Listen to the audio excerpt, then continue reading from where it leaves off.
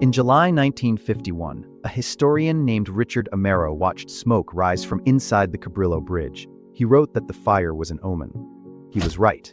It just took 53 years to prove it. And even after they spent $23 million to fix the problem, the bridge caught fire again in February 2026. If you drive Highway 163 through Balboa Park, you've passed under it.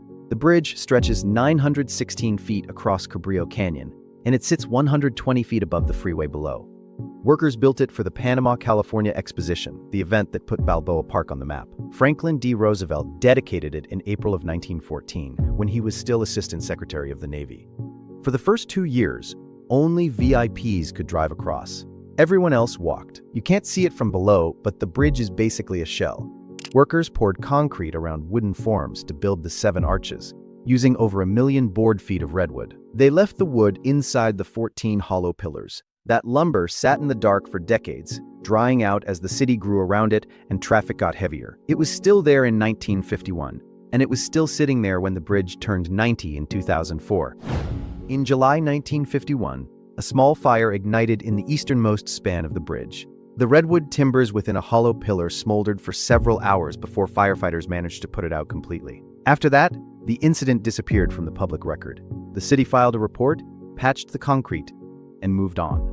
Decades later, historian Richard Amero found the old report. He called the 1951 fire an omen, and he wrote that nothing was done to reduce the likelihood of future fires. That turned out to be exactly what the city did about the hazard. The city proved him right by leaving the wood exactly where it was for the next 53 years.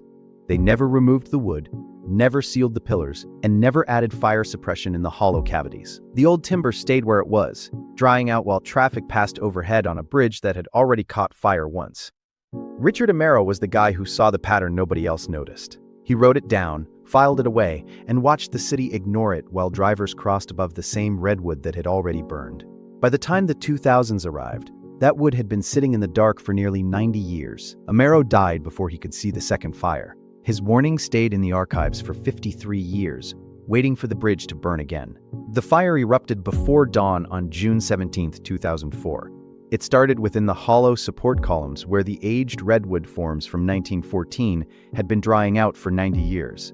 Firefighters couldn't reach the flames because the fire had already spread to a catwalk under the bridge.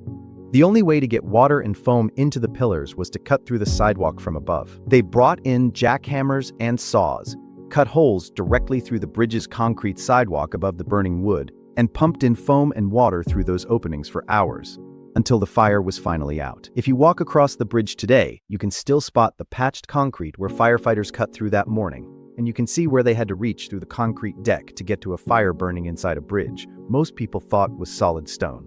Caltrans said the bridge had no structural damage.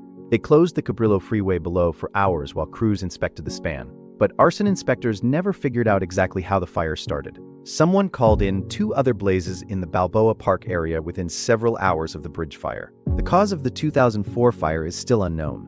Nobody was ever charged. The real damage wasn't to the concrete. The 2004 fire burned through decades of promises that someone would come back and remove the hazard. And it exposed the deferred maintenance the city had been hiding inside the pillars since 1951. Richard Amero's warning finally came true. And it wasn't because anyone listened. The wood inside the bridge had simply caught fire again. The fire forced the first real repair. Caltrans launched a 1-year project to repair broken concrete, replace corroded steel, and pull most of the old wood out of the pillars where it had been sitting since the original construction. But they didn't get all of it. The job wasn't finished. In November 2013, another fire burned inside the hollow span while the Caltrans-funded retrofit was already underway. A worker sawing through concrete about 40 feet below the top of the span hit rebar with his power saw. The sparks ignited the old wooden framing, and firefighters had to close the western entrance to Balboa Park while they put it out. Firefighters extinguished the blaze at 3:25 p.m. It was the second time in less than a decade that a fire shut down the bridge. The bridge closed completely in 2014. Crews repaved the road surface, fixed the sidewalks, added lights, and installed the earthquake stability work. The bridge reopened after 6 months for the deck work, but the bigger job wasn't finished until the spring of 2015. That's when Caltrans completed the seismic retrofit, the lighting upgrades, the cosmetic repairs, and the access improvements that brought the bridge up to modern standards.